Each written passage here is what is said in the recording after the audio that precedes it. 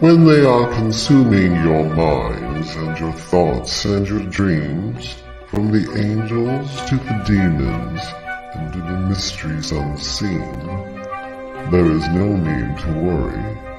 There is no need for dread. It's just time to discuss the thing at the foot of the bed.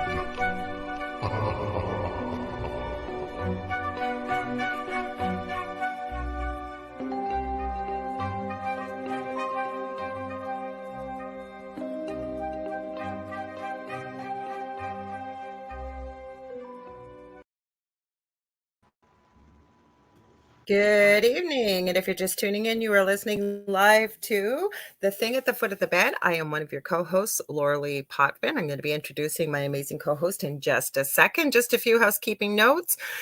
First of all, if you want to join in the conversation, we love having you be part of the conversation. We pick somebody during this 2-hour period for the unpredictable, predictable reading. You can see, or if you write your comments, we will see them either on UFO Paranormal Radio on YouTube or on Facebook. So please head over there. Sandra Sharp's here. Woohoo! Yeah, we're here. We're a few minutes late. Please apologize. We apologize. We were looking for a few things before we got started. A little bit about myself. I'm Canadian. I am a clairvoyant medium, crystal Reiki energy healer, Akashic Records practitioner, spiritual teacher and mentor, registered nurse, and I'm also the host of the Angel Rock here right on United Public Radio Network on Monday nights. One last thing, we aren't on Roku yet, but the network has a Roku channel under UFO space P as in paranormal, and then it's got an and I believe it's United Public. If you look under the channel store on Roku, David and I, my co-host, who I will turn over to in just a second, are even talking about we may be having a channel under the network channel where you can watch us on Roku. So I think I remembered everything. Dave, how are you? Let them know who you are, how the whole bit. You know what I mean. Oh, I do. Thank you so much, Lorilei. I am doing great. Thank you so much. And you know what? I used to be close to Canada because I used to live in Wisconsin, so I was not far from Canada. Know. Yeah. So I say things like I say a and stuff like that. I still do. People here sometimes go, Dave, are you Canadian? I'm like, no, I'm close though. But anyway, my name is David Hanzel. Yeah, no kidding, right? I'm David Hanzel. I am a spiritual medium and all kinds of those things that I do. I'm a angel channel, a guide channel. I help facilitate people, help with their lives through the guides. And also I have a podcast as well called Mystic Stew. Mystic Stew is a very short form podcast. So there's like 5-10 minute, maybe 20-minute vignettes. So if you have a short attention span, it's probably perfect for you. I also have a YouTube channel called The Spirit Experience and a Facebook group called The Spirit Experience. And that is about it, I guess. And Lorilei, hi everybody. Hi Leah. Hi Sandra Sharp. Hi Oregon, from Oregon, or for oregano. Sandra Sharp is from Oregon. We've got Leah Passmore, Serena Summers, Michelle Christine. Hi, everybody. Let's remind people, if you're just tuning in, because we were a few minutes late, we apologize, guys. We were looking for last-minute things here, including a fan and what have you. It just sometimes that happens with the live show. So if you want to join the conversation so we can see your comments like the people, like we got Afi Milios here too, head over to Facebook or YouTube under UFO Paranormal Radio, and we will see your comments because we do an unpredictable, predictable reading sometime during this 2-hour period, something that lights up for either one of us or one of us, and we will pick you to answer a 1-question reading from Spirit. So Dave, what's at the foot of your bed? I'm going to ask you today, what's at the foot of your bed? At the foot of my bed. There are aliens at the foot of my bed. That's what's at the foot of my bed today. And to those listeners listening, there's been a lot of stuff about UFOs. I know not everything there is to know, obviously. There are people who are much more knowledgeable than me. I know the spiritual side of UFOs, and we just wanted to talk about the things that are going on. Me and Lorilei are both love that genre. We love that, and it's because that it exists. As far as we're concerned, it exists. There are ETs. There are things that are coming here. There always have been, but it's becoming well known. And there's a lot of conspiracy theories going around it. And if you guys have any questions about conspiracy theories, go ahead and write them out for you. We'll see if we can debunk them or not debunk them, or what. Well, we have to be careful. Let's put it that way, because we're on YouTube, so we got to be careful with the language that we use. Yeah. So that's about it. I was watching, Lorilei, right before we came on, I was watching something, and we can start with this if you'd like. It was a show talking about the grays and the two different types of grays. Of course, there's the shorter types of grays, and there is the taller types of grays. And anyway, they were talking about this, and I didn't have enough time to look it up to verify it because we're getting ready to go on. But one of the first documented UFO sightings I couldn't believe this. 1866. Wow. 1866 by an astronomer who saw something in the air. And so it's been going on since then. Since then. But we never hear about it. We don't hear about it. All we seem to hear about it seemed like the first big thing was Roswell. Yeah, that's the first thing I was hearing about. Well, yeah, and then there's and then Betty and Barney. If you guys don't know who that is, it was a couple that was abducted, and later on, they went through hypnosis, and their stories corroborated. I mean, perfectly together, and they had like a doozy, and people were sorry, that's Betty and Barney. I was looking at something Michelle Pratt sent me. Hi, Michelle from Australia. You're talking about Benny and Barney Hill? Yes. Mm-hmm. Yeah, Betty and Barney Hill. I think I've looked into a lot of abduction stories. And I have to say this, anybody who worries about this, when I was watching the story about that, you hear like some of the stuff that happened to them, and it might sound a little scary, but you got to remember this. When and if, whatever you believe, they were taken, they were set back down in their car with no memory of what happened. So they were protected quite a bit from those beings, but we undid it so we could find out what happened, what was on there. And that's where it kind of got scary, because we have lots of things that happen to us. Who knows what happens to us when we sleep and where we go, half the time. I'm a big OBE person. I love OBEs, and I've had plenty of them. Out of body experience for people that don't know what that is. Yeah. Mm-hmm. I enjoy them. I've had a couple. I had a couple that wasn't so great. And I had some of those around a couple of years after I had came out of the coma. And the funny thing was, when I went to the other side, they didn't really talk about UFOs to me. So that wasn't a hot button subject. But after I came back, stuff started creeping into my mind and directing me to places. So it was like an afterthought, if that makes sense. Well, yeah, but you know what? Okay, so and many people that know me, we got, like I say, there's Michelle. You sent me that wonderful Catch a Falling Star. You said don't blink at 2:22. It just went by really quick. I can't see where it went. AM, I believe, over in Australia. The problem is, I had a whole bunch of clips. I spent the last hour trying to format to go on to StreamYard, and it won't do it. I don't know how I did it with that one that we put up with the electric flash across the tracks. I will keep working on it, guys, because I had some great stuff. But somebody sent me, and I found her when I started opening this door. As I always say, what we think is regular life is so minuscule, I feel, towards the unknown, the stuff we don't talk about, the strange, the weird, the things we talk about on this show when you open that door. And one of the things I found in my research was a lady by the name of Dolores Cannon. A lot of you people will know who she is. Some of you may not, who are listening. And she was a hypnotherapist back in the 60s. And her husband did this type of work. And they went into areas of the brain, the somnolescent levels, I believe she said it was the deep, like omega type levels of hypnotherapy that they were always told you never go there. Well, they went there.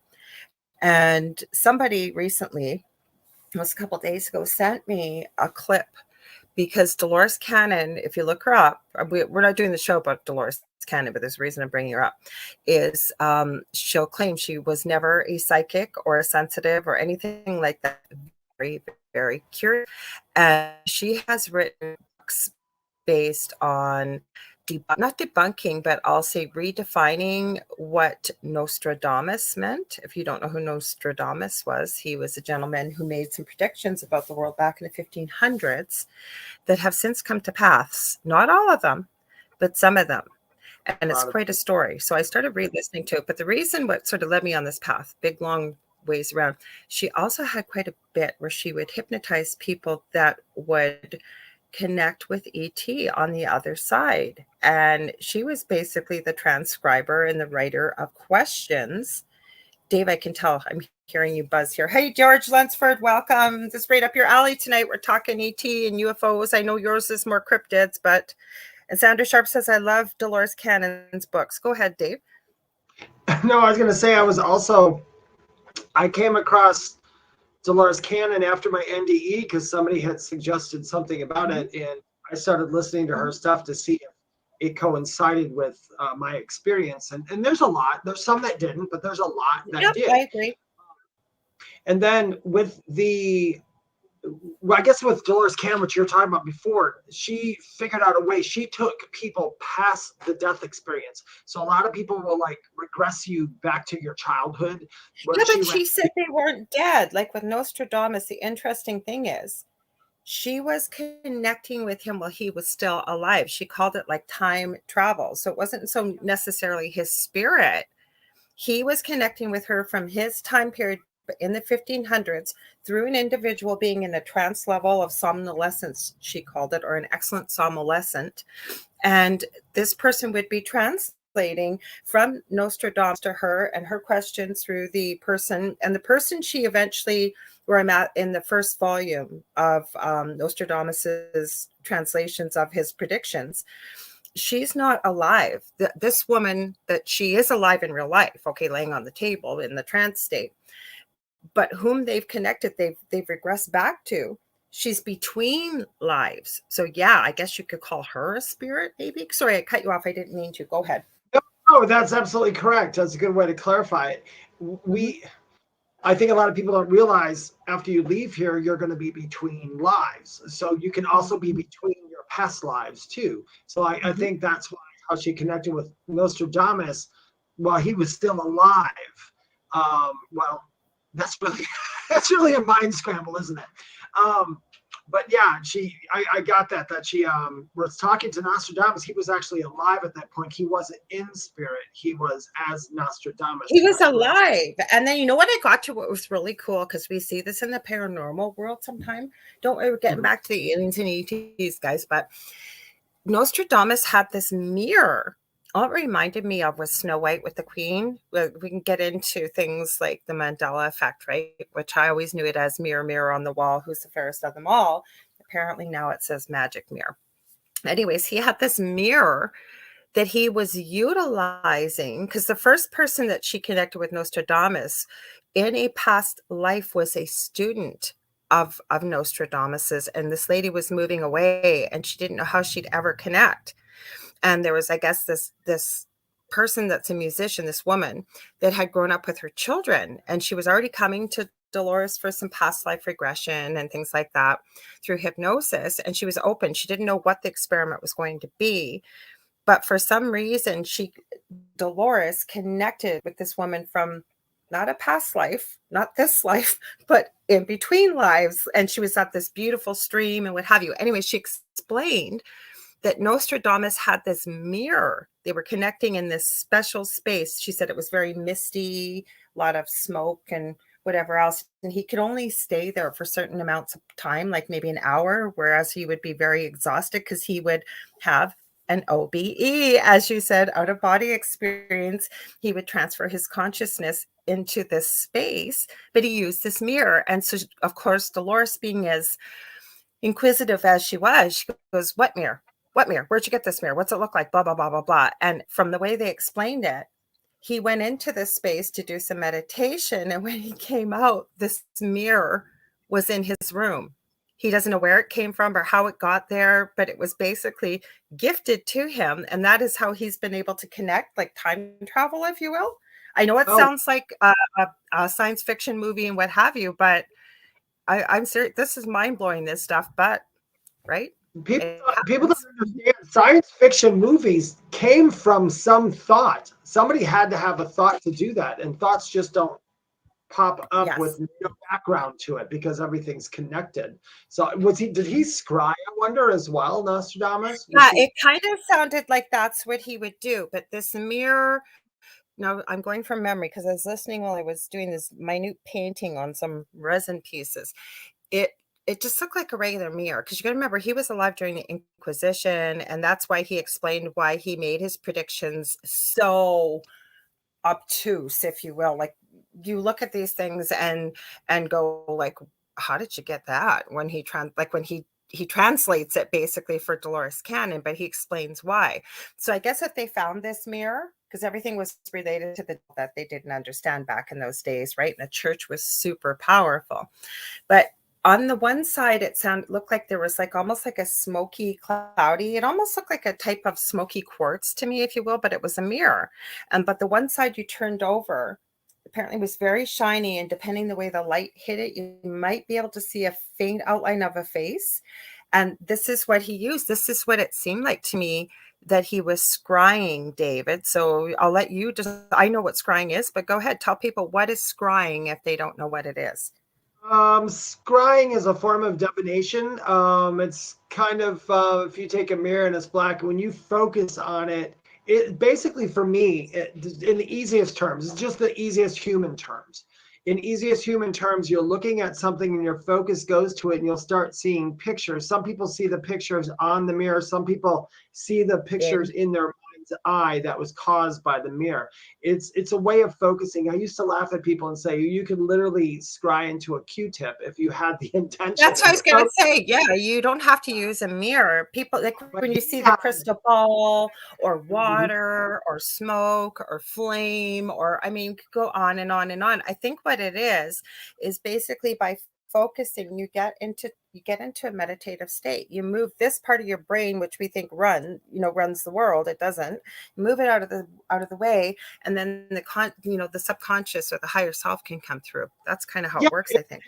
it's equated to like a lot of us, like psychics or like you, when we do psychic work, we're literally shutting off our left brain and we're tapping into energy and seeing it. It's just I don't use a mirror or crystal ball to focus. I can focus on air, which is odd. I can focus in on air. Mhm. There we go. My little picture was going out. But to go back to that, he's Sandra Sharp said he used a mirror, a bowl of water, and even a flame, but mostly the mirror. Yeah, those are all divination ways. He just must have either was gifted with this beautiful form of divination. That's Actually, what Dolores kept saying. And the lady she connected with, he was one of the most gifted psychic people and this girl was connecting from in between worlds. So I will say she was back home in heaven in one of the realms over there. He is one of the most gifted psychic people that ever come across. Like I couldn't believe the things he was doing. Neither was Dolores Cannon. Like he would literally use hypnosis and techniques like that. They were doing brain surgery back in the 1500s, like he would. And I'm forgetting, somebody said that Cannon originally connected through a student. He did. He had a Greek name, and as soon as you say it, it's going to hit me. I know what it is. I just can't remember what it is. But yeah, he was explaining this, and then they got to ask Nostradamus a bit about it. But like nothing for pain relief. He was able to get the patient to control bleeding, because he said usually back in the day, like they had to do a lot of amputations and things like that. And he would be able to control the bleeding, which would then control the pain, control everything with the body through the subject that was going through said operation. And he saved so many more people, because a lot of people back in the day, I guess, would die of shock. Obviously no anesthetic. Like, can you imagine having your leg cut off and no anesthetic, no nothing? So he would use people's minds And we have seen that. I know I have. I'm sure you have, Dave, and people in the audience, where there will be people having dental work or surgery through hypnosis, like, and they don't have any anesthetic. Have you seen that before? Yes, I've heard of it. And is that anything like, or did he do psychic surgery? No, he wasn't. He was doing, like Sandra said, he was a doctor, but he was also, apparently they didn't have a lot of respect for women back then. And he wasn't aware that Dolores Cannon was a woman in the beginning. So he wasn't really impressed that he was dealing with a woman. And he had said the only woman that he had a great respect for was Catherine Medici, I guess one of the queens in that time in France, because she would consult with him about many of her sons, which had become future kings of France. And I remember hearing, because I was listening to the story, it was being read, it was an audiobook. And he said she should have been born a man because of her level of, his words, not mine, manipulation, ruthlessness, thirst for power, many of the characteristics, I guess, Nostradamus attributed to a male of that time, that this Catherine Medici, she wasn't called the queen, I guess she'd be maybe the mother of the future kings. She had those attributes as a female. So he did respect her, he said. Could you imagine if he was alive today? He would freak out. Be like, boy, there's one thing you were wrong in your predictions. But she did connect with people, getting back to our topic, because yes, you're right, George. He put multiverse theory could explain all of it. I know when I start thinking about these things and then start trying to talk about time and that the past, present, and future all exist at the same time, my brain starts to go in circles. It hurts because it's a man-made concept, time, right?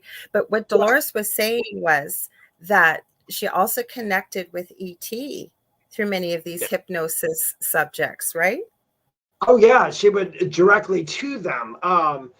Somebody, you had a question on your, I'm going to read it. I have it right here, Lorilei, and I think we should answer this question because I didn't see it, so go ahead. You sent it to me. I sent it to you? Okay. Yeah, you got it on, where is it? You guys, we chit chat so much. We do, though. God, I can't even believe you're going to find it. I found it. Can you believe it? Okay, good. That's the question. And so you guys can chime in, ask more on it too if you'd like. Can we mentally communicate with extraterrestrials, interdimensionals who are very spiritually evolved, that are also extremely technologically advanced, who could rejuvenate plus age reverse us? I didn't ask you that. I know I didn't ask you that. Did I? The first part of that, can we mentally communicate with extraterrestrial interdimensionals who are spiritually evolved? This is my view from what I've learned, from what I know. We are the lowest of the spiritually, pretty much the spiritually evolved. Any race that comes here is more, I mean, to us human beings, as far as I know of, human beings are not spiritually advanced at all. We're the only ones who pretty much come here and have complete forgetfulness of our contracts and everything else. So even like if UFOs are abducting us and you're like, maybe you're in the spaceship, but what are you doing to me? I'm scared. And they're looking at you like, you totally said this was okay. Do you not remember? We're like, no, we don't remember, So that's kind of it.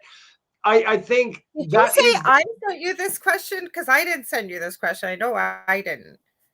You didn't. You pasted it on there. You said it came up, and it was a good question. Can we mentally communicate? Maybe it came up. I was going to go, I don't remember writing that, but because you sent me.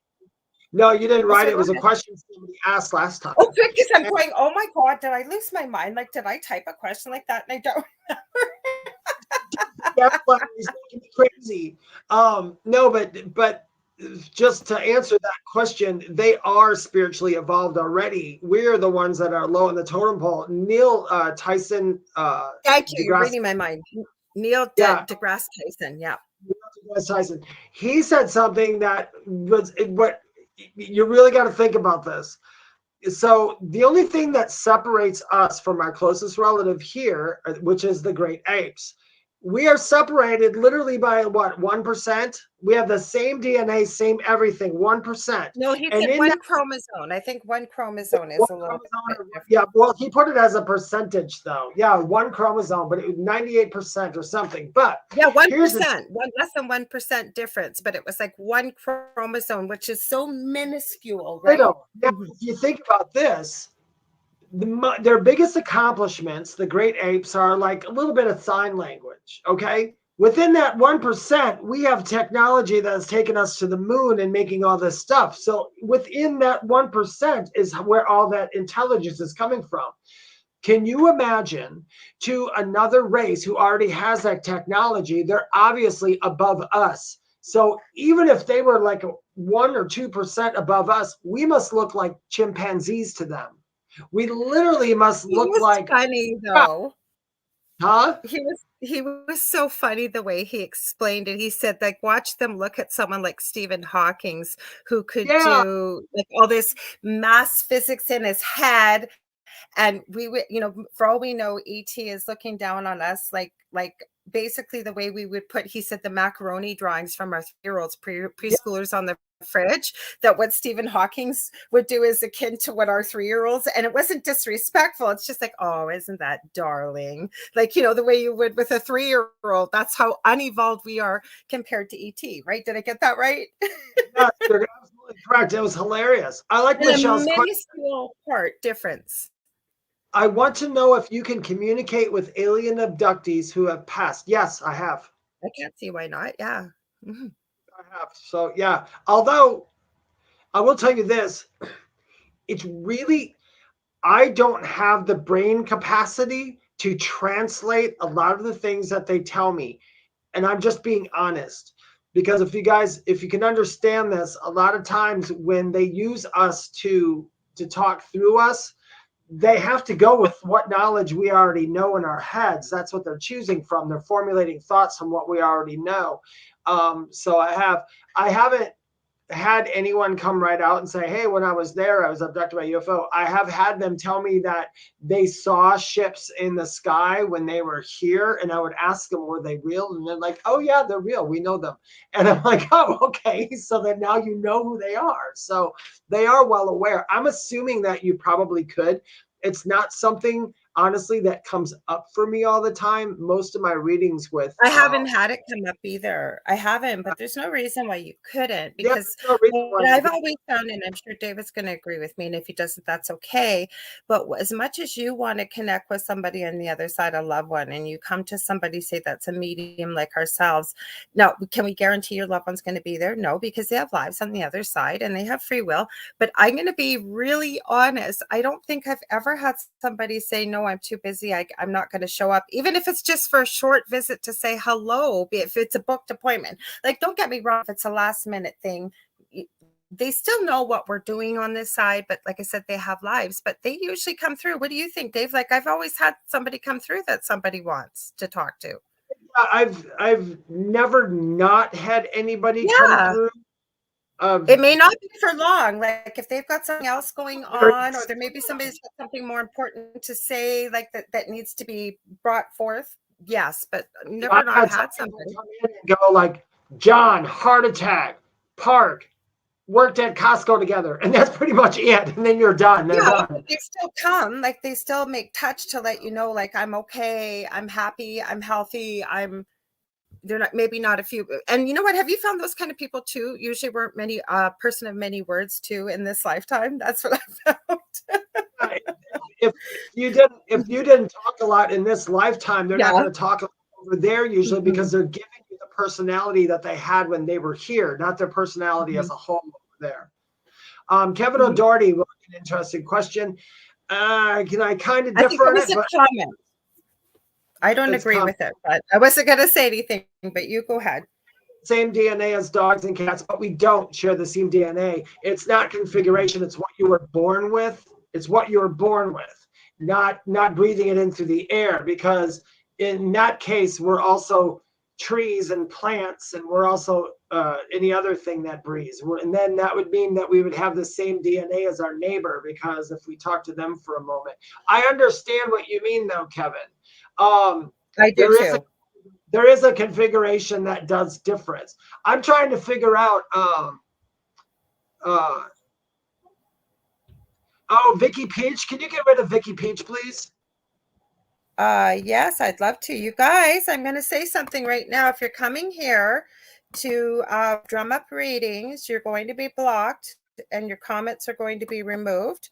So if you want to join the I ended up highlighting you. All get to see it. It does not want to come up here. Yeah, you guys have this. You're going to do stuff like you just saw on the screen. Guess what? You're going to get kicked out and you're going to be removed.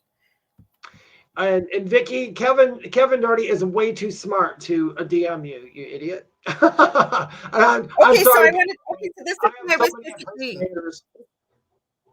Go ahead. Okay, so this is why maybe I misunderstood you, Kevin. So I just looked up how many chromosomes does a cat have. I should know this as a nurse. Do that. Never mind. It was very awful, but we had to work on something when we were learning the human body. So a cat has 38 chromosomes. Human beings have 46.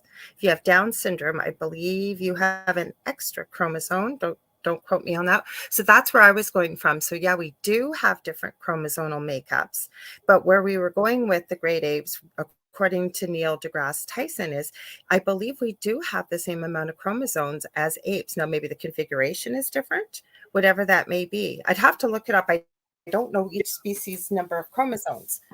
I understand. So it is something behind what you said. There's something behind what you said that's correct. Yes. Just the way we're reading it is incorrect. Yes. I'm not a scientist. We're gonna have to look that up. Let's all look. I'm gonna look that up after the show. What's that?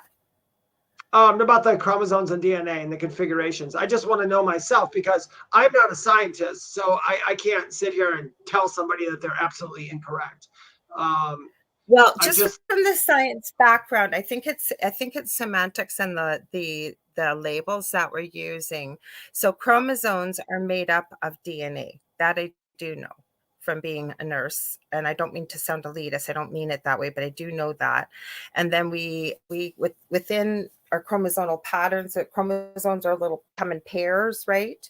And so that's what makes up our DNA. But each one of us does have different DNA. So if that's what you were trying to say in the way of configurations, Kevin, I agree with you. That's what gives you your color eyes and my color eyes, and why you're a boy and I'm a girl, and vice versa. Are our DNA strands different configurations? Mm-hmm. Know what I mean? From person to person? Okay. That makes more sense. We don't have the same DNA. None of us have the only ones that may have the same DNA be identical twins. Yeah. But what's always been a very fascinating thing to science is when you are identical, you can even have mirror identical twins where one has a mole on the left side and one has it identically on the right side. But why are their personalities and everything not the same, right? That's always puzzled science. Michelle Pratt is laughing. She says, how when we all come from Adam and Eve, LOL. Which brings us to, I'm glad you brought that up. Do you guys now see, I believe in the theory that the earth is seated. I don't believe that we came from one thing. I mean, we did at one point, but I think that the earth was seated. Okay, so let's read Kevin's comment. Okay, says, I mean, we have to have the same organs as apes, cats, and dogs.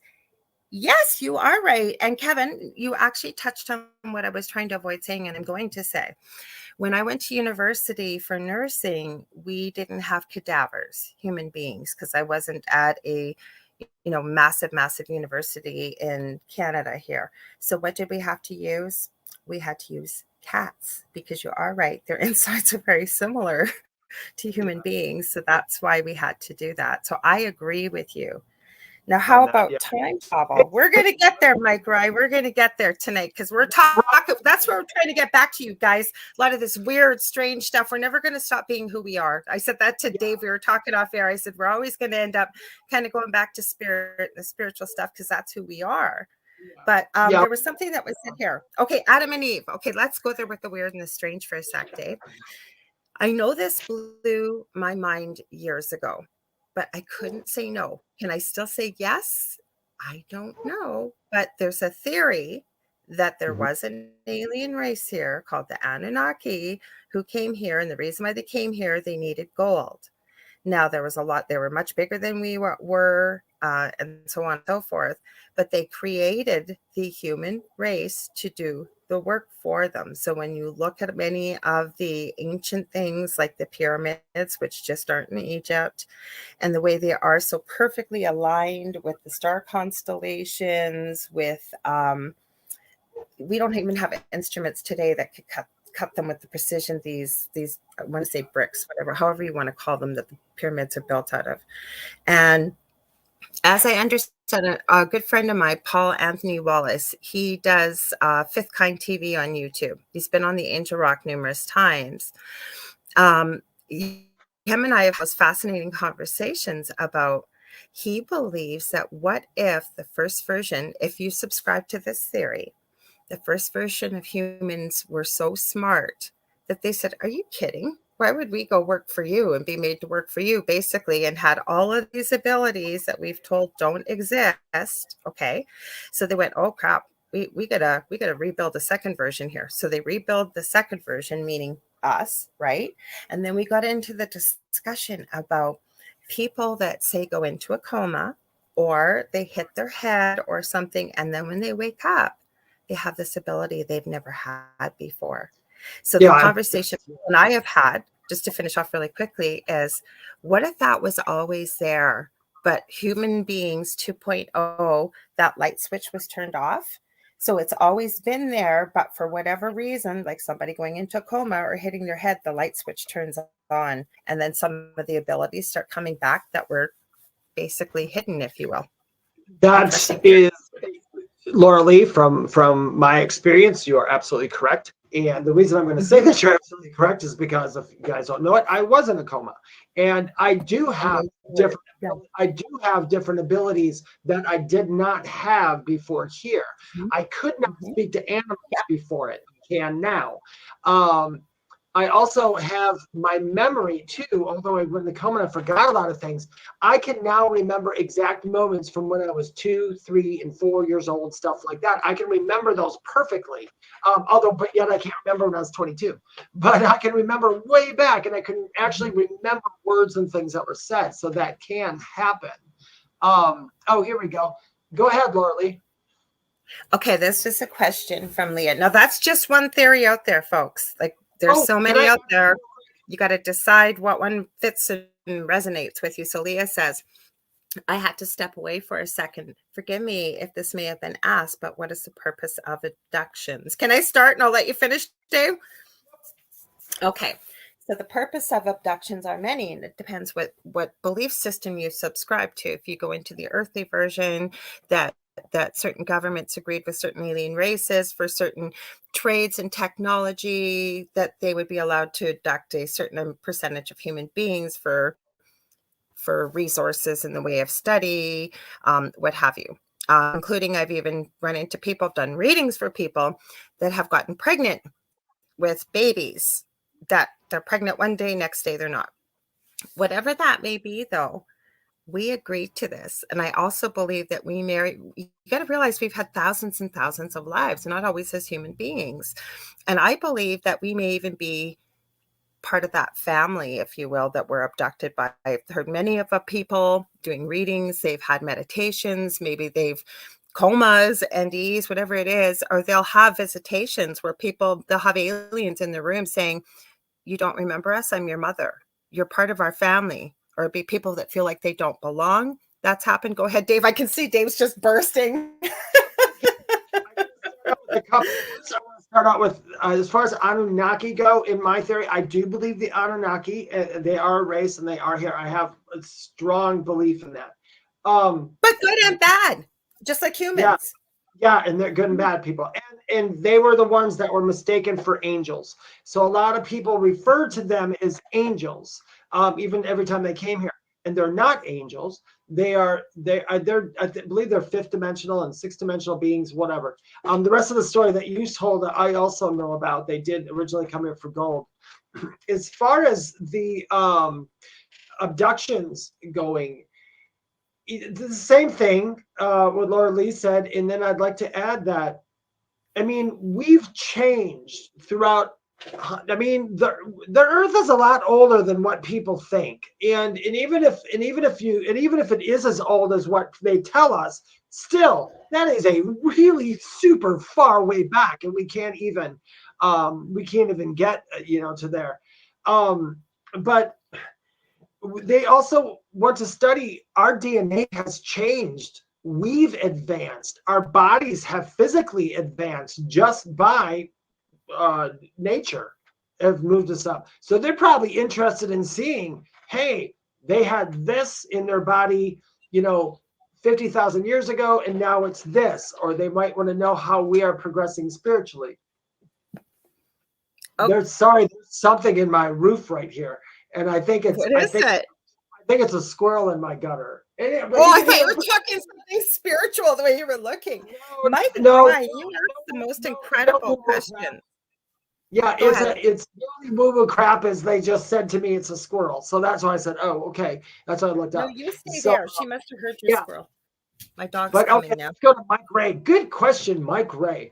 What do you think? I want to answer that one. I want to answer that one, and you can too. Okay, how's that? I'll let you go first, Lorilei. Go ahead and answer it. Okay. Mike, you're getting into the deep and heavy tonight, boy. I love it. Same as time travel. Love it. Love it. One of my favorite topics.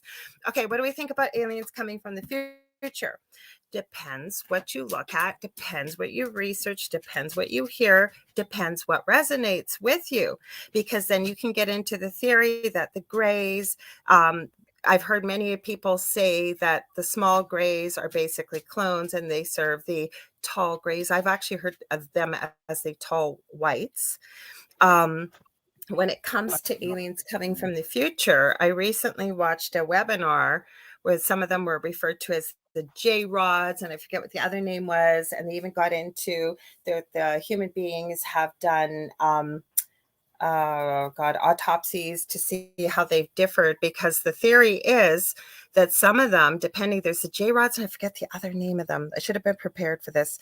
But depending on what time period, one comes from 7,000 years ago and one comes back from 12,000 years ago that visit us, as we know them as the grays, but they might possibly be human beings in the future, and how we have changed and that they're no longer able to procreate. That is one of the reasons also why I've heard why there's abductions and babies being born. Then you get into black-eyed kids and white-eyed kids. Are they children that are half alien and half human? Holy cow, man, we could go all the way down the rabbit hole tonight. Go ahead, Dave. Aliens from the future. It's kind of a moot point. Because everything is actually at the same time. Future's actually already here. So Mike, to answer your question, my opinion is I do believe that there are some coming from the future. I guess saying that they had already lived in our past or maybe saw our past, they might have left here and came back. It's really difficult to explain it in a human language. It's very strange. Well, what I understood why they're coming back is, and this is the same thing on your subject of time travel, because if you make too many changes, or apparently if you see yourself or whatever in the past, right, you can cause a paradox, which means it's kind of like the butterfly effect, right? And I'm sure you guys understand that, right? Butterfly flaps its wings one place, blah, blah, blah, makes a change across the whole world. Well, it's kind of the same thing with time travel. Does it exist? Yeah, I believe it exists. I absolutely look into the Philadelphia experiment, things like that, right? But the reason why I've heard why there's a theory that aliens may be visiting, such as the J-rods and what have you, and I'm not an expert on this, I'm just going from what I've seen and heard and read about, is that they're coming back to make changes in this time, that we won't have something catastrophic, like say maybe something nuclear or whatever happen, which not only affects ourselves, it affects the entire universe. My belief system, very quickly, that will never happen, because I believe that our alien friends who have stayed out of things will step in and stop it, because they have done it many times already, including shutting down complete nuclear power plants. I know that for a fact. You can look it up. And also to Mike's question when he said, "What do you aliens come out from the future?" This is the best way I could put it. I was trying to say before.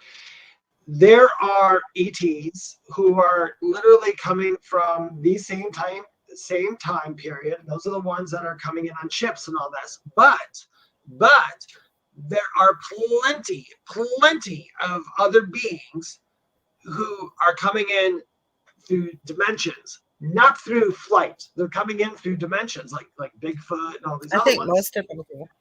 Yeah, they're coming in through dimensions. So dimensionally, they could be from the future, I believe. I can't say that I know this to be an exact thing. This is the belief that I have so far until somebody else proves me wrong or gives me more information. But from Okay, the but let's information, add this. Oh, go ahead. Sorry, Dave. Sorry, I had a pause there, I thought. Go ahead. information that I've obtained, I do believe that yes, they are coming from the future, but not in a big way right now.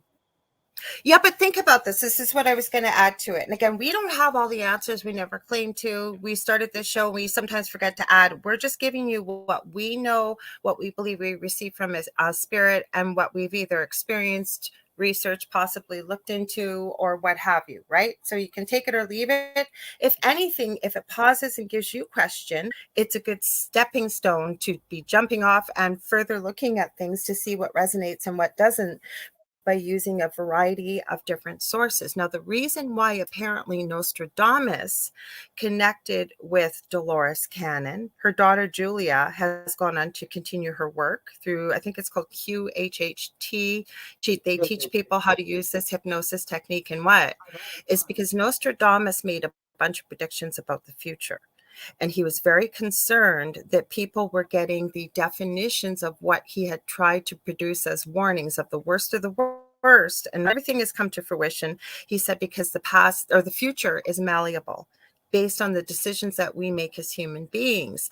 So he was hoping by putting these warnings forward that human beings would see it and make changes accordingly so that none of the things that he was seeing would come to fruition. That's kind of how I feel, just my thoughts about why aliens may be coming from the future. Do I think they're all from the future? I don't. Maybe they left at a different time period, but I agree with Dave. I think many of them come through dimensionally here with the amount of light years and travel and what they do.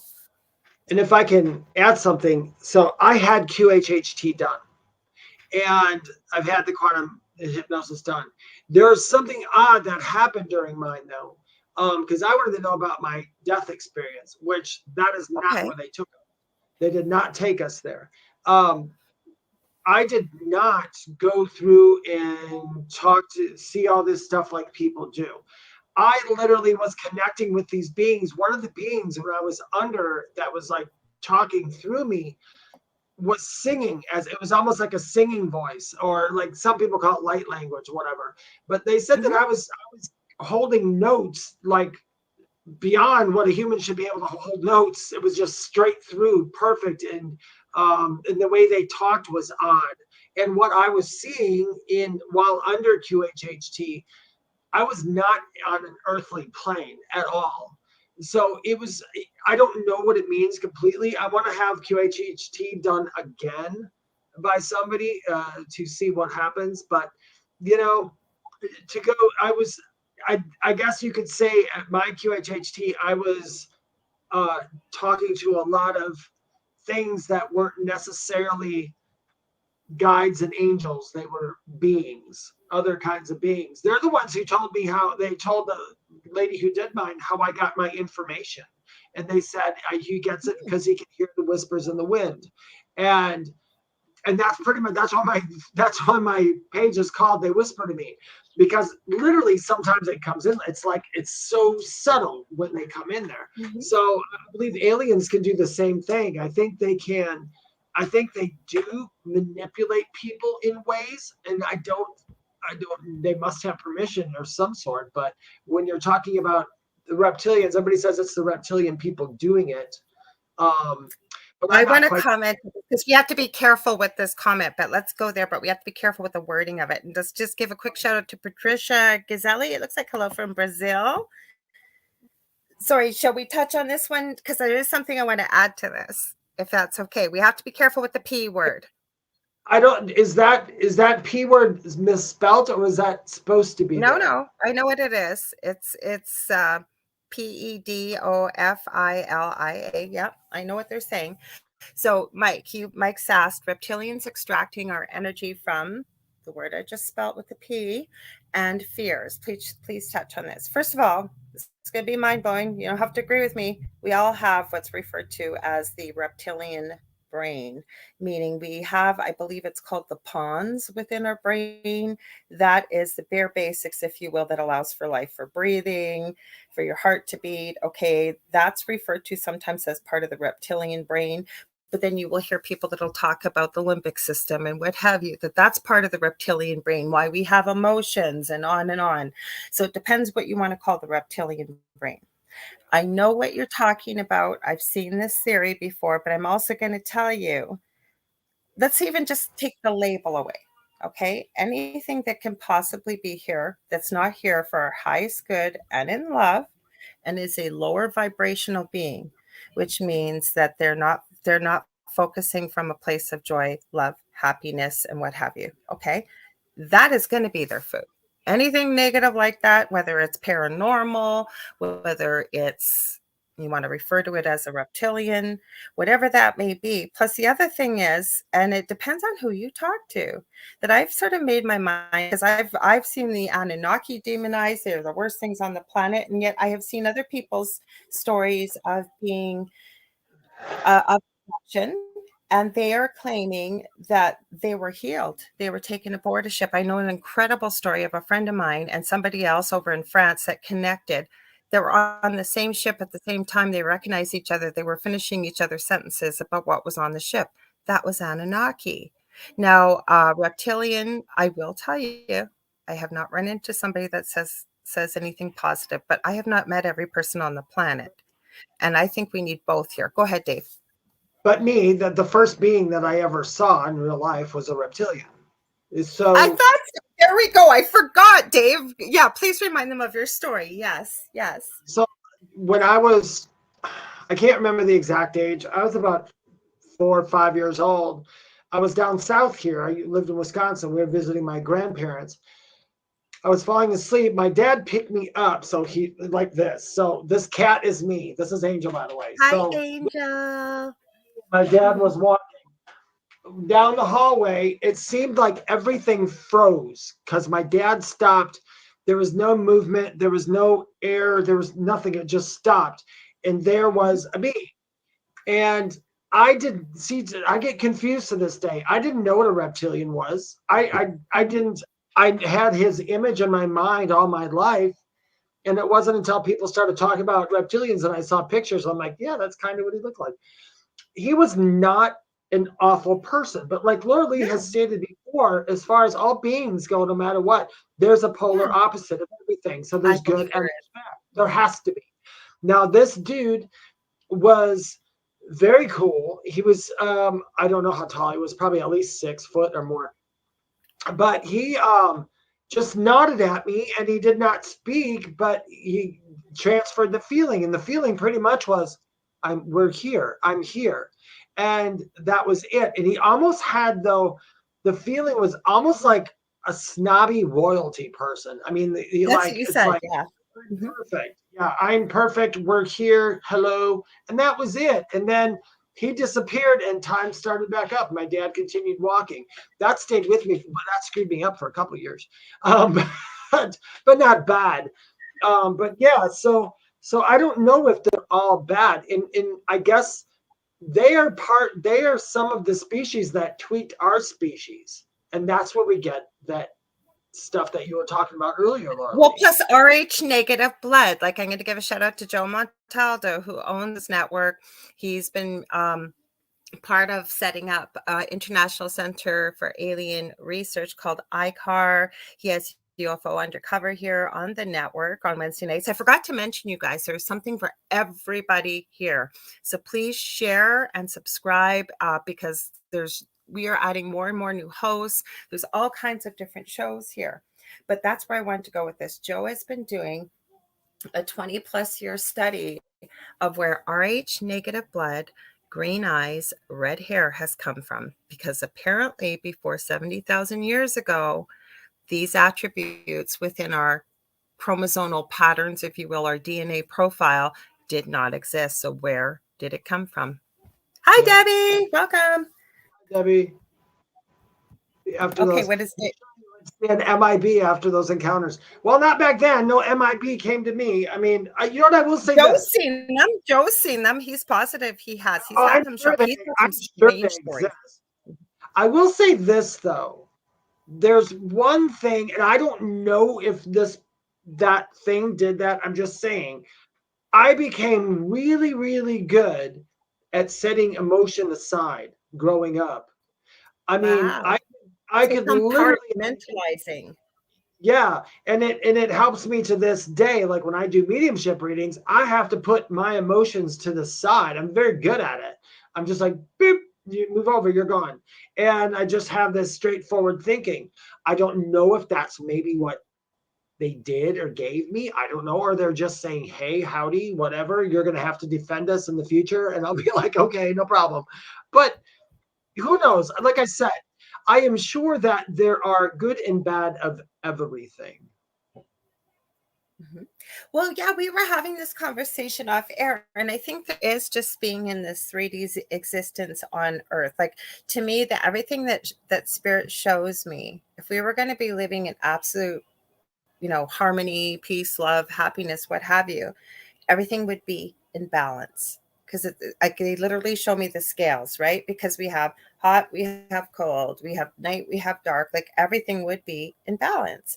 Then they'll give me the symbiosis between, say, trees and human beings, whereas, we breathe oxygen, we exhale carbon dioxide. The trees uptake our carbon dioxide, they alchemize it, if you will, they change it back into oxygen, and it's like a cyclical wheel, like everything, the wheel of life, the circle of life, you could call it whatever. Yeah, we've got a few people here. Egg negative, your eyes go green when you cry. That's interesting. I don't want to see you cry, but Debbie says I have 2 out of the 3 no red hair. Well, get this, folks. My mother, who makes fun of what Dave and I, people like ourselves, what we do. Okay, I have missing time. One of these days, I'm going to undergo a progression to find out, or regression, I should say, to find out what actually happened to me with blinking my eyes and missing an hour and a half and being 40 miles away in the opposite direction in front of a building I've never seen in my life. But my mother has red hair, green eyes, and Rh negative blood. And as I understand it, which I find fascinating, and it does resonate with me, is apparently this follows families, if you will.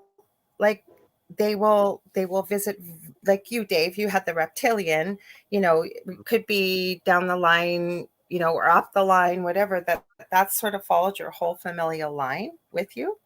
I don't know. Hard to say. It's Same hard to as the say. The second encounter I had was that little dude, but he didn't really look like a gray, but he kind of looked like a gray. But that guy's very cool though. But I don't know. It's hard to say. We'll all, eventually we'll all get the answers to this. Somebody had asked a question about. Did somebody ask a question? No, maybe they didn't. I thought somebody Yeah. asked Well, about tell me what you saw. What did you think you about saw, Dave?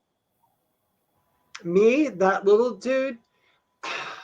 He was definitely alien, but he's the one who showed me how he was towing cars. He's the one who showed me that.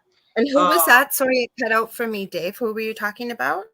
that was a couple years after my Oh, the NDE. second one. Okay. I was sitting in my room, and yeah, that one would come in and out quite a bit, and speak.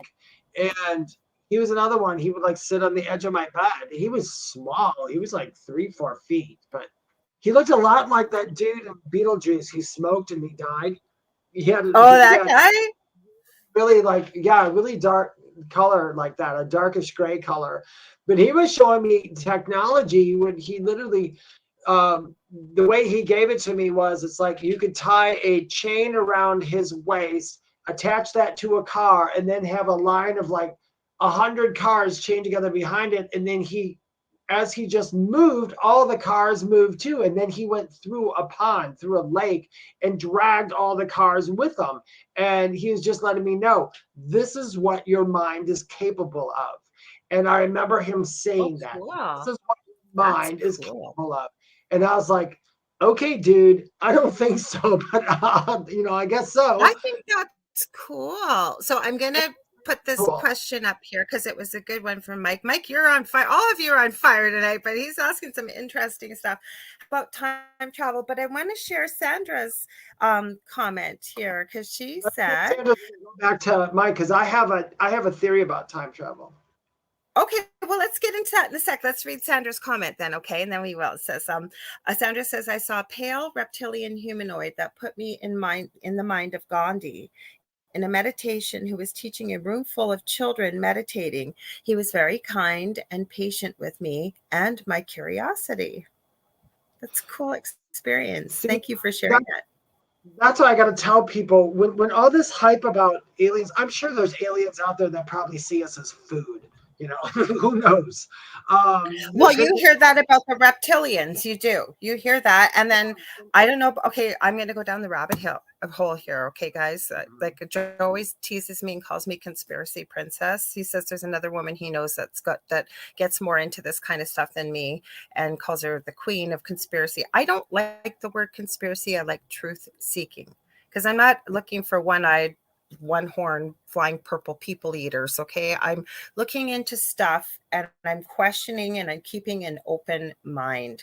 Just because I haven't seen it or experienced it doesn't mean it doesn't exist. If it resonates a little bit or I've got some curiosity, I take a look. And maybe I don't have all the answers. Maybe I don't have enough to make me make a decision one way or another. It goes up on my proverbial back shelf, because I really believe that truth eventually reveals itself. Oh, Kathy says our sound went out. Is anybody else having a problem? Hi, Kathy. Can you hear me, Dave? Yeah, I can hear you perfect. Yeah, let's see if anybody else is having trouble with the sound. Sorry, Kathy, because I think they would have told us. But into time travel. Let's look at time travel, because yeah, it might. I'm sorry if it's glitching. Kathy's in Hawaii. I hope it's not because you're in Hawaii. But yeah, sounds fine there. We've been working because, like, guys, I have had the internet police guys here, not police, the internet guys here. I tried with the, what do you call it? Internet guy to strengthen the signal. My brain's not working. It's on UFOs and ETs right now. That just made it more glitchy, I found out. So I've even gone downstairs, right directly across from the router where Dell does his show, and it made no difference. So I'm not sure what it is. I've used a multitude of devices. I have a brand new phone. I have not taken the time to get it started yet. So maybe we'll try it on the new phone on Monday. So, but thanks, Kathy. So we've got a question. Okay, we've got a great question here, but let's get into time travel quickly. Then do you want to answer Serena's question first, Dave? Serena, let me answer your question for you. Now this comes from my experience and from everything else. Okay, Dave, you got to read it though, because if there's people listening, they won't be able to see it. Serena Summers asks, would aliens have souls like humans and also go to an afterlife when they die, if they die? I have a hard time reconciling a belief in the afterlife with the belief in immortal aliens. Yes, aliens are exactly like us. They all have a soul, just like us. And they're not afraid of death. Yeah, they're not. The difference is they know what people like me are trying to shake into you guys, is that there's no such thing as dying. There's literally no such thing. They know it, and they get to remember their soul contracts. So they know exactly why they were born into the thing that they're born into. They know exactly what they're supposed to be doing here. Some of them do live a lot longer. There's some of them, what are they, like 400 or 500 years old, some of them. But we used to, as human beings, live that long. Yeah, human beings used to. Yeah, that's what I hear. That's what I hear. But yeah, aliens have a soul as well. Aliens also believe in a higher power. And you know what? We all have the same exact higher power. It's just how it's interpreted through your experience and whatever you're experiencing. Like if you're human, you're going to interpret it one way. If you're a reptilian, you interpret it another way. So yes, they do. And yes, you will, and eventually you would be in the same place they would be. Eventually. Yeah. So that's Yeah, yes I and no. agree 100%. And Dave, I think it was one of the videos you sent me today. It was from TikTok or something, and I just loved what it said. I think it came from Dolores. We're not always on a Dolores Cannon kick here, but it was really powerful what she had said. And again, she was very clear to point out, I do not claim to be a psychic or anything like this. I'm basically somebody that's curious, that asks questions, and I document the answers through this level of hypnosis that I'm using.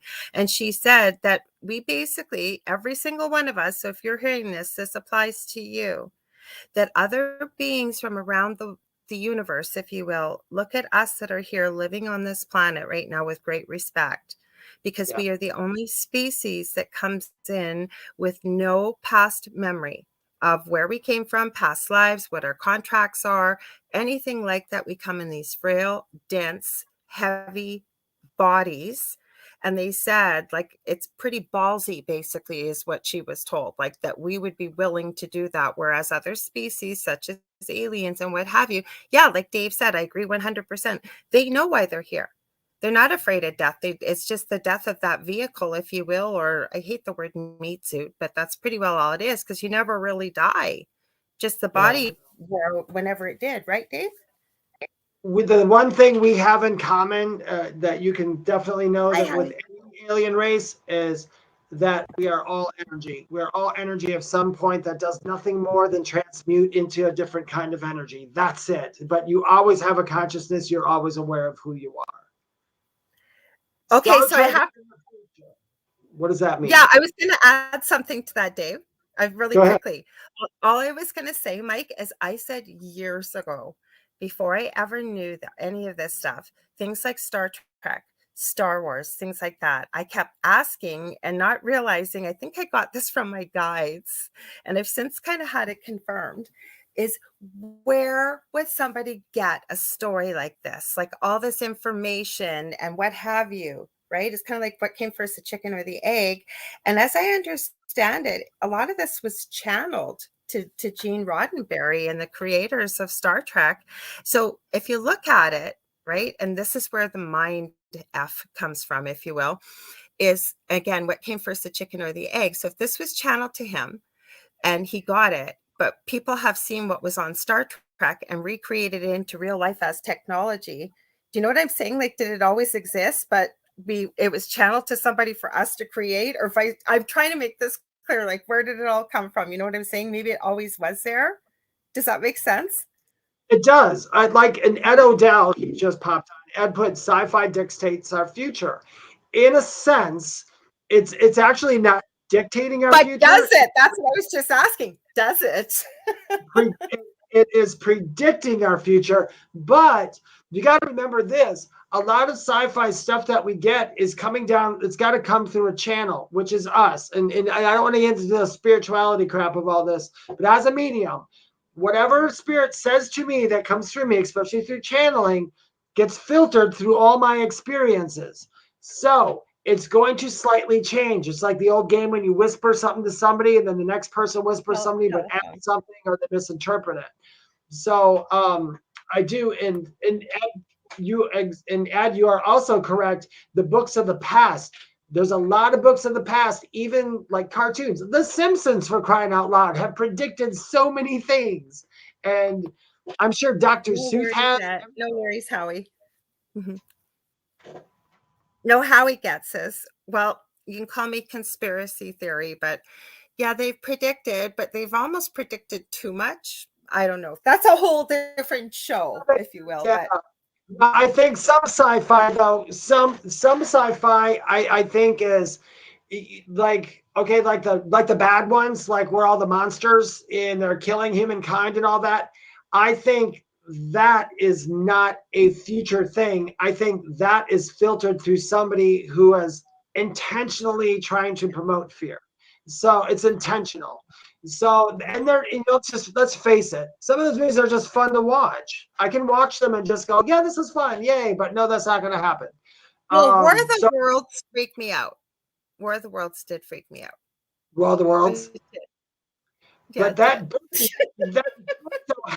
there's some interesting facts in the actual thing of not the movie, but the actual book and all that stuff.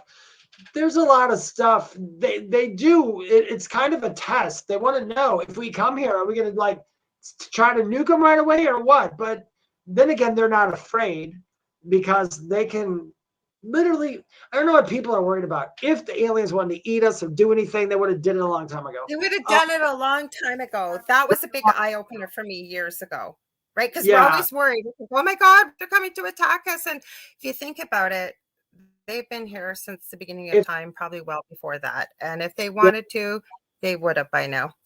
If you don't, if you are filled with a lot of fear, or you have a fear of someone coming here and destroying your belief system, I understand why you might fear something, because they will destroy a lot of belief systems. But for someone like me or Lorilei, we're just like, oh, we were wrong. Cool. Tell me the right way.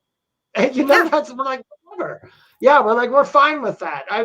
I listen, you guys, before I went into my NDE, I had preconceived things about the other side that were not there at all. And they're like, no, David, that was you. I'm like, oh shit, I'm a cow. I'm sorry. But that's what the good thing is, I think, if you're, and then I want to read, Kevin, don't ever apologize saying sorry if that's deep. Kevin, we love deep stuff like this on this show. There's things that I believed and I thought, say 5-10 years ago. That's why I try and be open-minded, because I don't know everything. And the more people I meet, the more things I accomplish, whether it's in, research or talking with other people. And I say I'll always be a lifelong learner.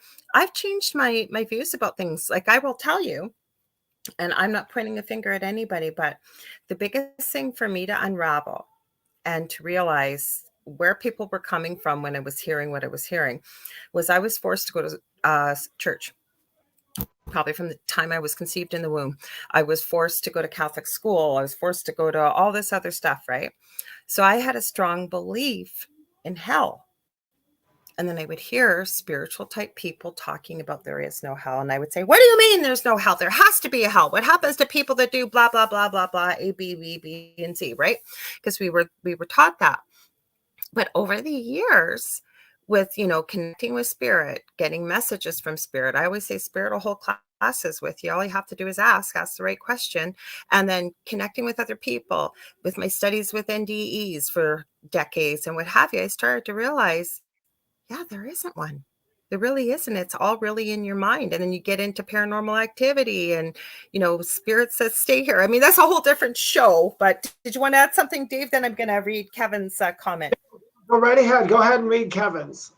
Okay. Didn't think I would pull out Saga. Did you, Lorilei? The band Saga wrote a song called Amnesia. Okay. Thank you, Howie. That's Howie, by the way. You can help Howie if you run across Howie Odell. Report it, because that's Howie's old account that was stolen from him. I love Howie. You guys will love him too if you ever get to meet him. He's amazing. Follow him with the Rift Network. He's super awesome. Anyways, he's had to open a new account under Ed Odell. Had to add that, Howie. Sorry, but I did. Help you out there, dude. He's a good friend of mine. Anyways, Kevin says, Ed. Kevin says the ancients say there is a curse of amnesia placed upon the human being. What parent doesn't tell their child where they come from? How come we don't know with any kind of clarity and anonymity? Anonymity, is that what you meant? Sorry if that's deep. I don't think it's deep. What's your thoughts on that? I have an answer too, but what's your thoughts, Dave? My thoughts are this. I don't see it as a curse, but the only reason I have a different view on stuff like this, Kevin, because I had a near-death experience in 2015, and I had a couple actually, but the 2015 was the big one. So I learned a lot of stuff. So I understand why it's taken away. You're supposed, why we're here, we're supposed to be remembering who we are. That's who we are. That's the game. Every time a human being comes here, we're literally seeing who we are from another angle. That's why we take on different personas. So I don't see it as a curse, but I understand why in ancient times they would call it a curse, because I sometimes, trust me, if I'm a normal guy, sometimes I will go, God, what the heck was this? Why did you do I always say, I wish I read the fine print. But see, I remember a lot of stuff. So since I remember it, it's different for me. So it's hard to comment on it. But I do. When you said what parent doesn't tell their child where they came from? Well, unfortunately, every human being that's born either gets into some kind of category. They get indoctrinated into a religion or a certain belief system. And then that's stuck on them for 20 years. So when they have a child, their belief system gets put on that child. Now, my parents, see, I was a lucky child. Because I've been talking to these guys since I was a kid. So the belief systems, like my parents and my family, I have a strong Catholic, Baptist, Republican family on that side. I mean, real strong. And as a kid, I never followed any of that. But to have it taken away, listen, if you're really thinking about this too, how many people, if they actually knew what they signed up for here, would not want to finish? And that's another reason why that's in place. You have to finish. You have to finish. I mean, it takes a lot to come here. So I hope that kind of answers. I'm going to add some stuff too. Opinion. That's my opinion on that. Yeah. So, go ahead, Laura. okay.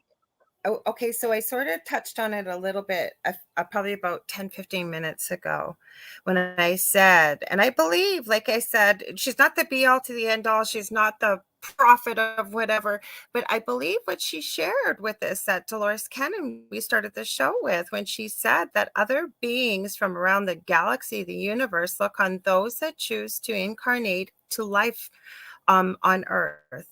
Because we come in with anonymity, with amnesia. Okay. When we do, right, we don't remember why we're here.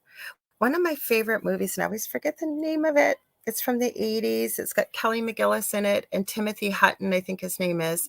And he was this serviceman back in the 60s. There's a reason why I'm sharing this. And he ends up dying trying to save his dog. He just got back from one of the wars, I believe. It might even have been in the 50s. And he dies and he goes to heaven and he falls in love with this new soul who's Kelly McGillis, and he wants to stay in heaven forever. And she ends up deciding she's going to incarnate in life, and he feels like he can't live without her.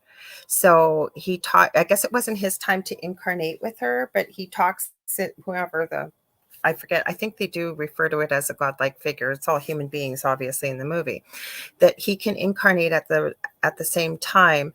But he's given a certain amount of time on Earth to try and find Kelly McGillis and get her to fall in love. Otherwise, they won't be together or something like this. I forget what it is. It's quite the story, though, because it kind of gets into the concept of reincarnation and stuff. But the reason why it was so difficult for him was he had to come in here with amnesia, right? And I won't give away the movie. But my whole point is, think about this with amnesia.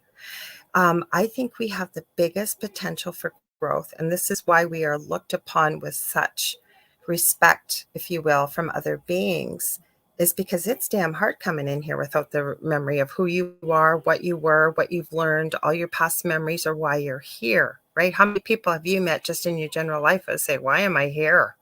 God, from it was an accident for why I'm here to there's no meaning to why I'm here, what have you, right?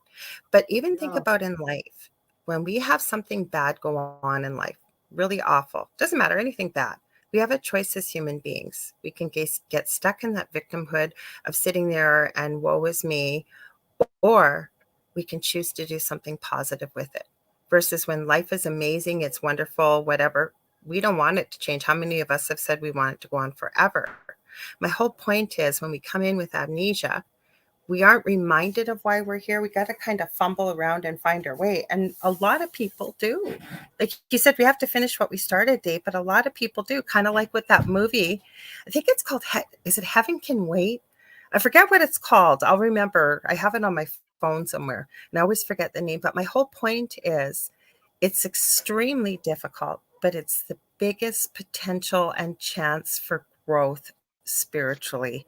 That's why we're looked upon with such respect. Go ahead, Dave. Sorry. Coming to Earth, you're going through accelerated learning, as hard as it is, and that's part of it. I mean, hey, nobody said the tests were going to be easy. Nobody said, even when you were in school, when you were in high school, they gave you a test, and they usually a teacher didn't go, "Oh, this is going to be an easy test. Don't even worry about it." They're just like, "Here's your quiz, do it." So that's kind of it.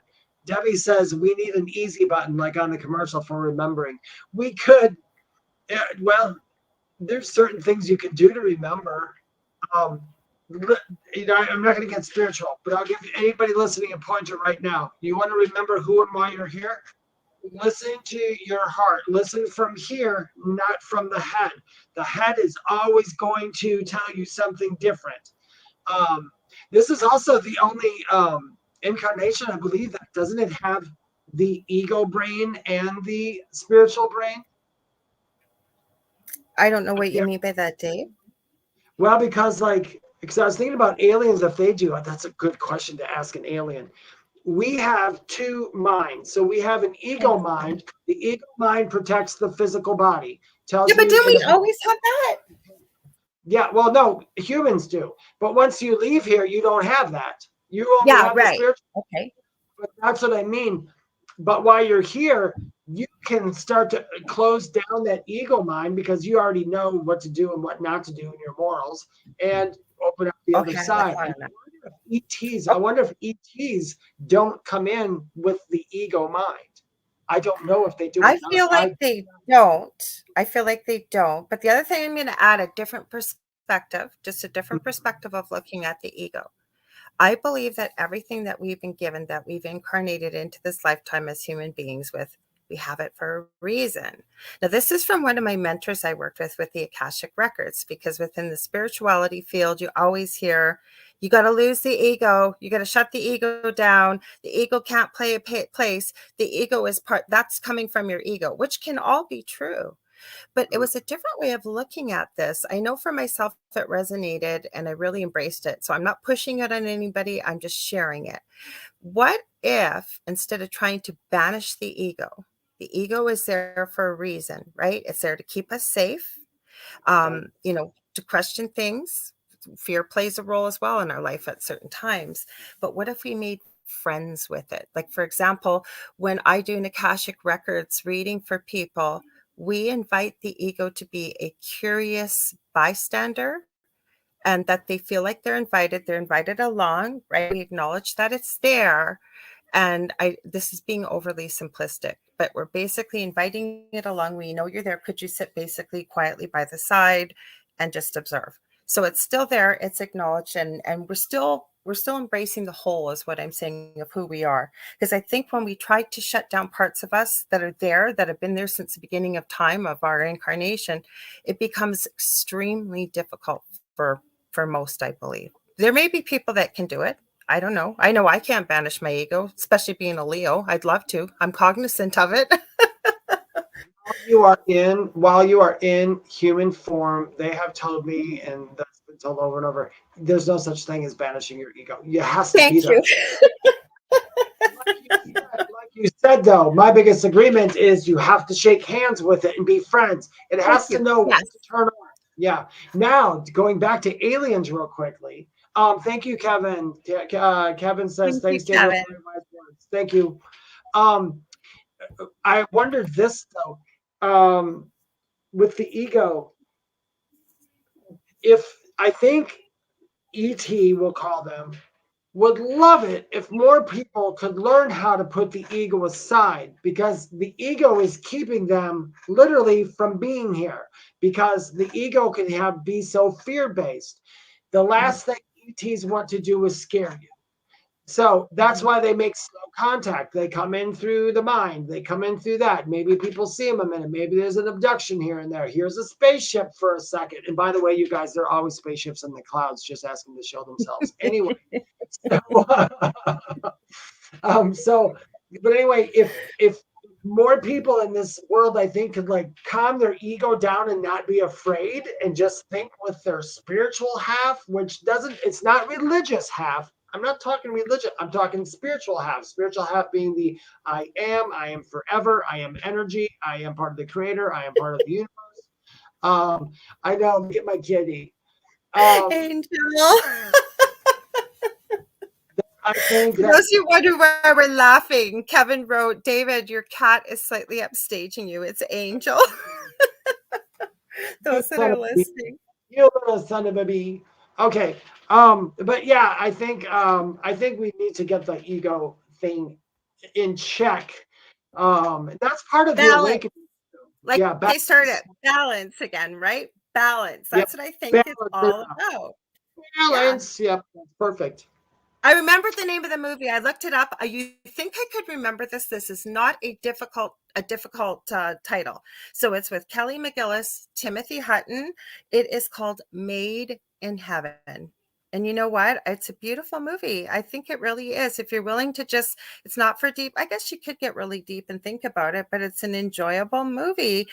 And to me, it always resonated, even when I really didn't remember who I am, like that I've become now. You don't lose who you are. I think we all have these abilities, but it was the movie like this. It was like, oh my God, this feels like home. And I think I watched that movie back when I was a late teens, maybe. It's a beautiful movie. Check it out. Oh, Michelle Pratt, I love Made in Heaven. Isn't it a beautiful movie? And then she says back, it's 11:11 in Australia right now. Two things, and we got to pick somebody out for a reading. But I'm actually going to quick grab Michelle Pratt, but grab another person. Michelle Pratt, I need to tell you something. When you wrote back 11:11 here, I was getting the heads up. Whatever you're thinking right now, or whatever you were thinking at that time, hold on to that thought and go forward with it, because they're showing you there's a portal for that thought. And if you're not thinking anything positive at this point, quick switch it, because 11:11 is a beautiful portal. Whenever that's coming up, when it's noticed, it's basically, for me, it's like the universe going, hey, dude, you know that thing you're just thinking about? That can come true if you keep thinking about it. And so they flash you that 11:11. So you guys, if you have a question, I'm going to cut in there really quick. Leave one, and if it lights up, we'll grab it for you, okay? Because I keep feeling Kevin O'Doherty. You haven't been here, or you've been here a few times, but we have not done a reading for you.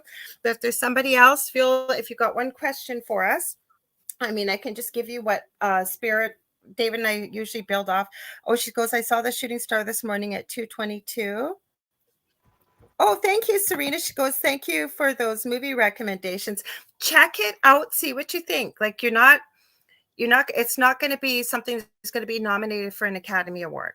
So if you're looking for something like that, but I think it's a really beautiful story. I didn't tell you how it ended, but I think even some of the stuff we talked about tonight, see what you think about it. Okay. Because I said, we'll get into the weird and the strange, but we're always going to kind of get back to the spiritual stuff too, because that's who we are, right, Dave? Right. We always get back. But now we might get a little spiritual on you now, because of the fact we're going to, you guys ask a question in the comment section, and we shall, ask a psychic question. Please do. While we're waiting, Michelle asked, have you seen Somewhere in Time? I don't think I have. Like, I don't watch a lot of TV. I have a guilty pleasure. It used to be Supernatural. Now it's the Winchesters.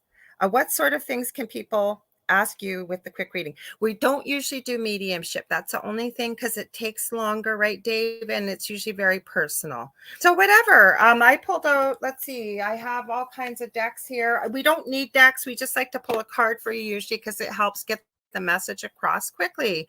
So I don't know. What do you wanted to ask, Serena? Or like I said, if Kevin's still here, you want to ask something? Anybody? If you got a question, maybe you got something going on in your life that you want to know about. You need a little bit of guidance from Spirit. Anything you want to add to that, Dave? Is Kevin still here? That's why I kept feeling Kevin too. I kept feeling Kevin as well. But Kevin, Kevin, are you still here? Just say yes. And it's not a question. Thank you. He's here. Kevin's here. Yeah, because I felt the same thing for you, Kevin. I said that earlier.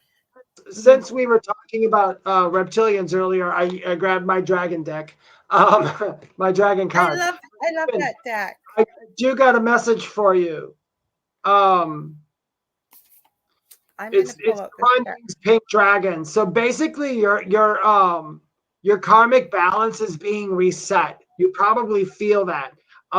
You've gotten rid of a whole lot of karma around you, because there's a lot of ickiness that's not there anymore. It feels like it went away. I don't know in what capacity, but it feels like it went away. But this has a lot to do with transcending. You seem to be transcending into another better you, or it's like something that you're doing. And because you've been cutting cords lately and they're telling you, continue, you have a few more cords to cut. But that pink dragon thing, or that however you want to look at it, is helping you. You can just say it's the other side is helping you do that. You're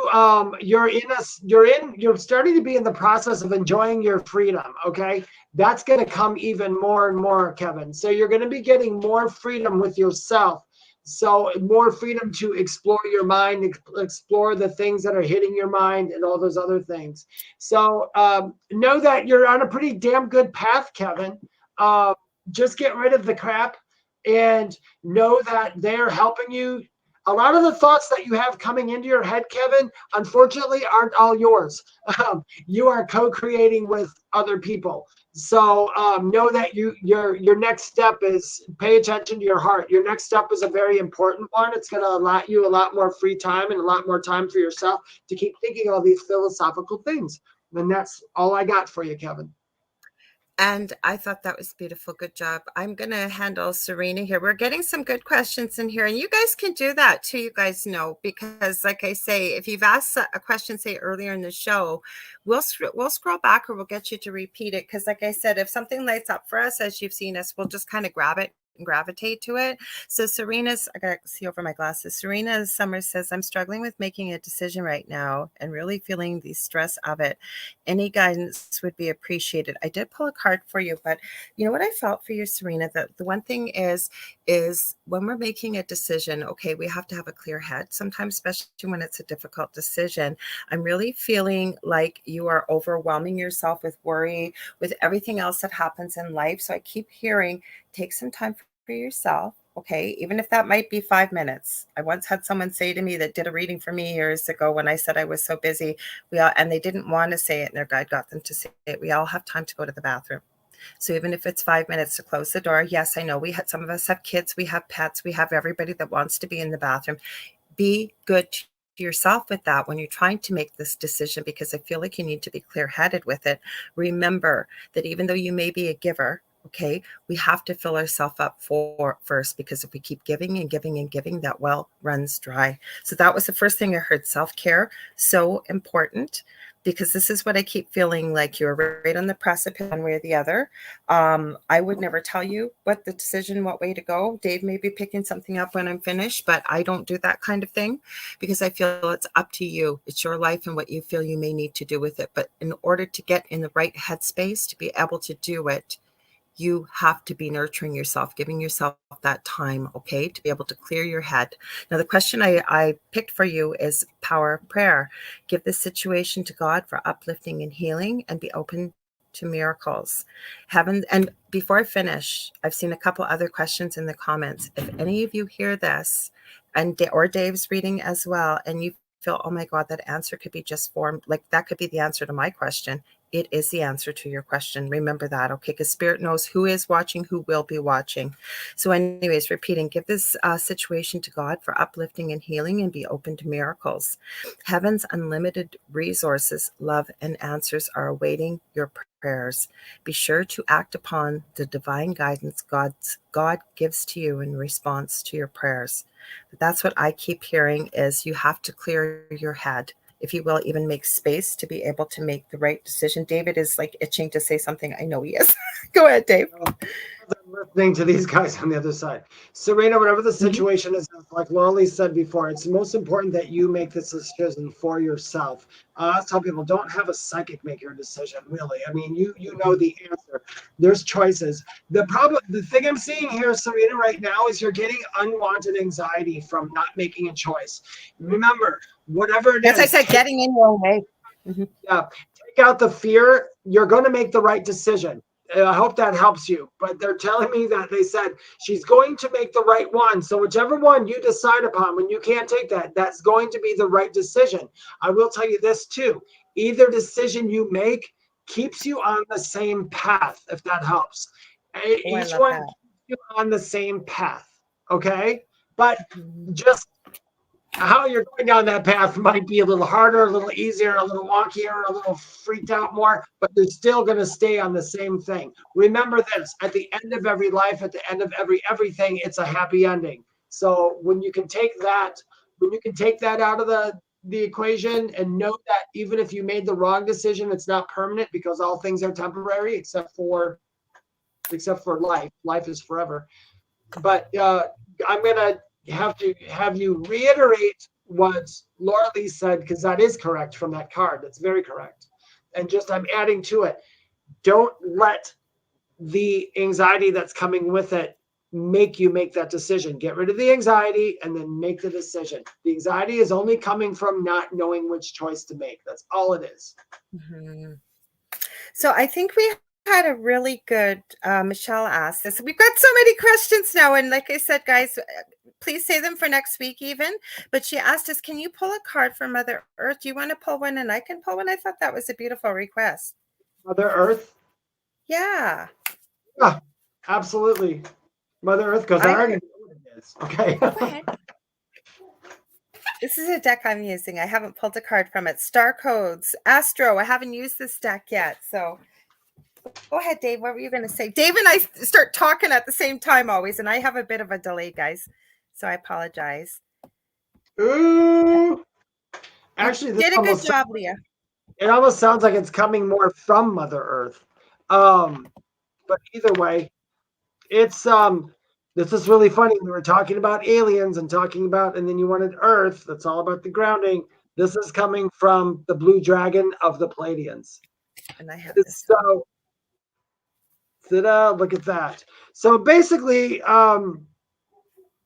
thank you. This makes so much sense if we're pulling it for the blue dragon is preparing you for healing. And the earth is going through healing right now because the earth needs to heal so it can move over to do its thing. That whole thing about us moving over is true, but we won't go into the wonkies of it. You're supposed to give and receive healing. That is for the earth. That is for everybody who's on here today.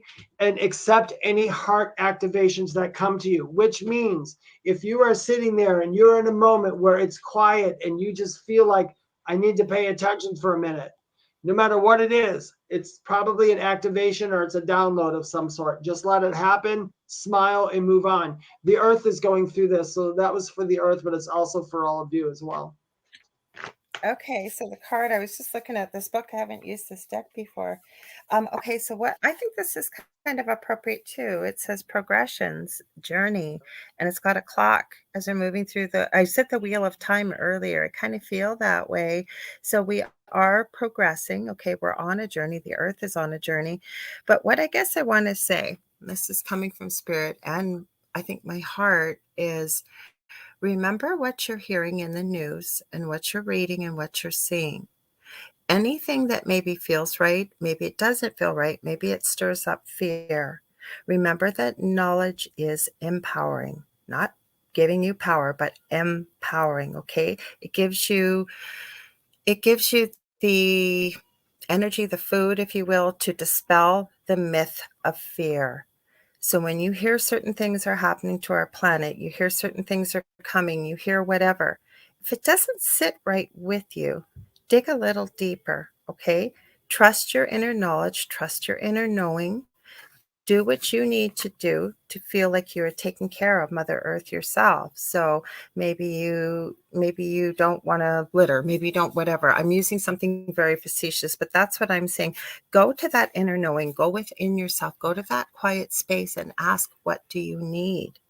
Okay, and once you're clear, do that. Maybe not for a long time at first, but we can clear our minds and trust the first answer you get.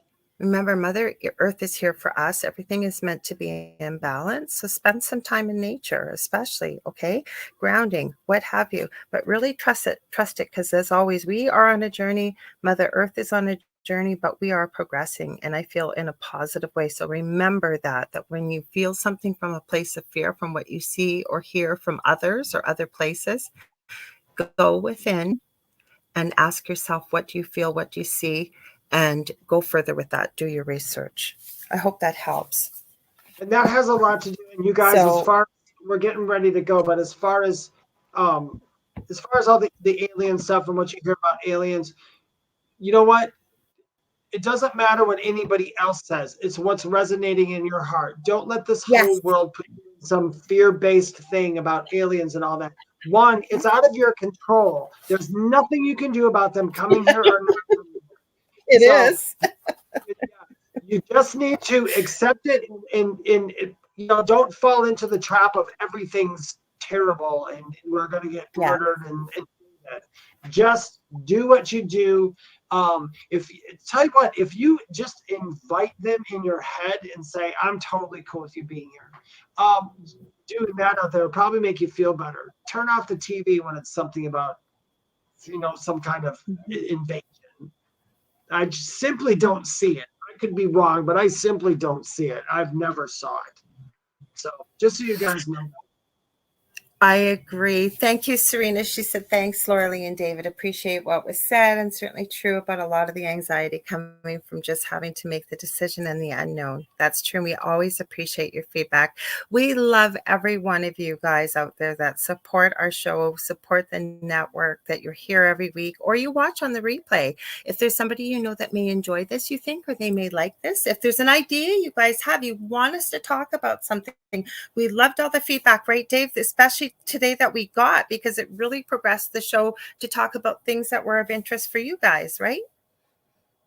Yep, absolutely. You guys don't ever be afraid to ask a question here. There are literally no stupid questions that you can ask Dave and Lorilei. There is no crazy questions you can ask me. Trust me, there is I always nothing. say, try me. Yeah, there's nothing crazy you could ask me. And by the way, real quickly, if you need to get a hold of me or would like to book a reading and know more about me, you can go to my website, thewhispertome.com. If you have a question you want to write to me after my podcast that you listen to, you can go to david@thewhispertome.com. I'm on Instagram, YouTube, The Spirit Experience on YouTube, and TikTok. And my handle would be @medium David Hanzel. And he goes live on there lots. Imposters, so I don't DM people. That's right. And he goes live lots on TikTok. So check him out. If you ever want to get a hold of me, you can get a hold of me on Facebook.com/Angel Rock. 2 groups on Facebook, Paranormal University for many of the UFO alien things we talked about. Then the Angel Rocker Tribe is for more of the spirituality type things we talked about as well tonight.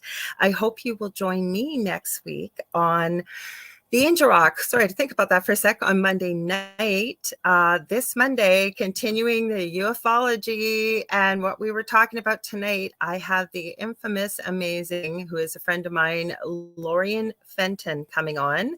She is involved with MUFON. She's been very involved with the ufology community, with the alien type community. I just talked to her, sent her an invite tonight. She wasn't able to pop by, but she said, are we still on for Monday? I said, you bet. I'm all ready for it, and I can't wait to have her on. So I hope you'll join me there. Same time, same space. And I think that's everything, eh, Dave? It is. And we try this every week to say this at the same time, and we're going to try it again. You guys ready? Okay. 1, 2, 3. What's at the foot of your bed? Let us know next. I think that was better. We did it, Dave. I think we have a delay.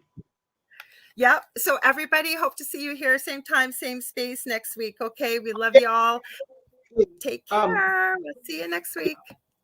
Bye-bye. Doesn't want to shut off. The aliens are here. There we go.